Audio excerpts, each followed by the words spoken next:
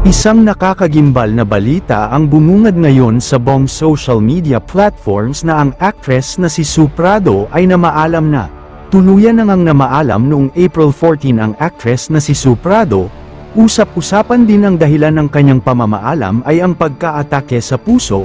Nag-post pa nga ito ng maikli lamang ang panahon ng tao sa mundo kaya dapat ipakita lagi ang pagmamahal sa mga mahal sa buhay. Umani ng komento ang huling post ni Sue Prado sa social media kaugnay sa buhay ng tao at pagmamahal. Naghinala ang mga netizen dahil bakit nag-post ang actress at agad itong namaalam.